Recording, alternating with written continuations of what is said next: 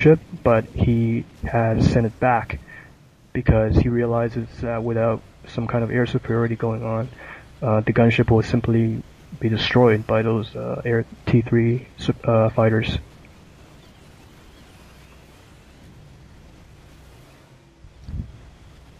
Okay, so our units are moving up, and the enemy units are moving down into the middle as well, bringing one fat boy and one spider along with tons of T3 units.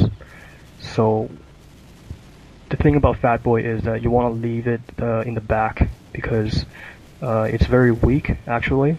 The only thing that's good about it is it has a really long range. So it takes the enemy a long time to get to the fat boy, so you want to put your the tanker units, so to speak, like the T3s here in the front, so that they take all the damage. Meanwhile, your fat boy in the back does all the damage. Okay, so recap on the fat boy strategies. They are a long-range artillery unit, correct? Exactly. Okay, and so you want them as far as you can from the enemy while still being in range, and the best way to support that would be to have various other ground units closer to the enemy than the fat one. Yeah, and also you have to have some kind of air support as well, as the fat boy doesn't really have good anti-air. So either have tons of ground to air, or simply have tons of T3 air. You know, but T3 air is more useful in this case because it's more mobile. You can use them to do any sort of air-to-air work. So if the enemy escapes, he moves his air units back. You could follow them. But if you have those T3 ground-to-air, they're too slow. You can't follow them. You can't kill them off. So it's wiser to get the T3 air as they're much more useful in the late game. Okay, so just quickly, what is the best way to get rid of Fat Boy if it's just shelling your units like that? One thing is you could use the air to ground.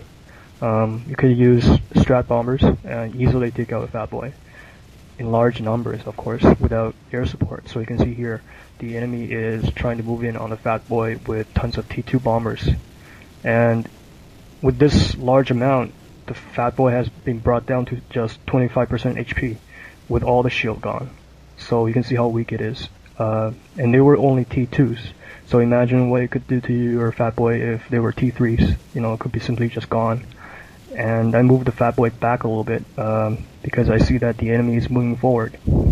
So it's just to get the bang for your buck, So far, it seems like a very mirrored match. Everything that your side has done has been either copied or countered by the other team, and vice versa. Right. So you can see here that since they have built tons of air units, we did the same thing. So, like, you can see the huge air battle going on.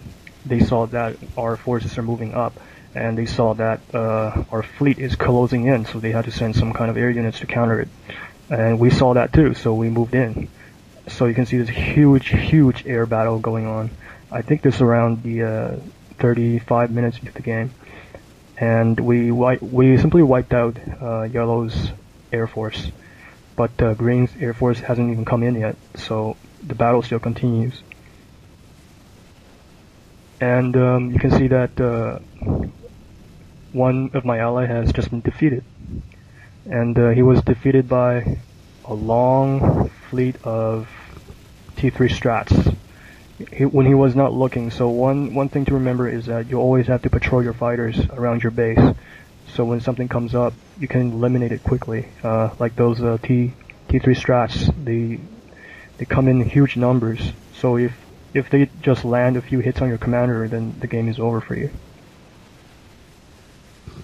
Okay, so now both sides have lost one of their players, and for your side to have lost one of your rear kind of supporting players, and for them to have lost their front man, what kind of balance do you think will be struck between that by that happening? Right. The loss is on our side. mainly because my rear ally has the economy to fight off against their force at the moment. As my economy has just kicked in, it hasn't been fully matured yet. So it's really difficult for us to win this fight without the support of a strong econ ally. Um, so now you can see that the enemy is moving in with some force spiders. My ally has set up a stealth base in the back to open up another front in an attempt to eliminate the enemy resource when they're not looking. So that's very important. And you can see here the spiders are simply just killing off my army, and there's nothing to be done. As I need as many experimental units to counter them as well. And my fat boy just simply doesn't have the high HP to deal with this kind of this many spiders. So I built a megalith. It's a long range support unit for the Sigrins. It's an experimental unit. It has high HP, so it's a very good tanker. So it's a very good support unit for a large spider and T3 army. And right here you can see that the enemy has found out that my ally has set up a secret base in the back.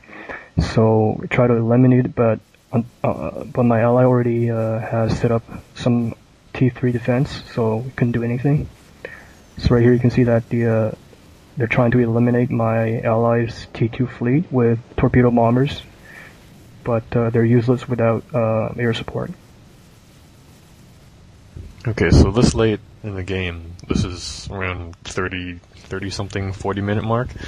As a frontman, what has your role shifted into? Because earlier on, you're kind of like the frontline defense, but what about now?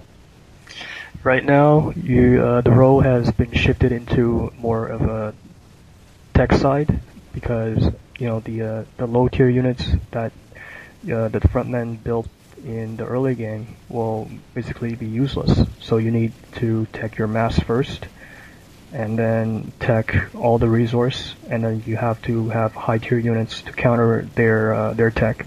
So right here you can see that the enemy is moving in with the 4 spiders, but the numbers fall short because due to the lack of micro.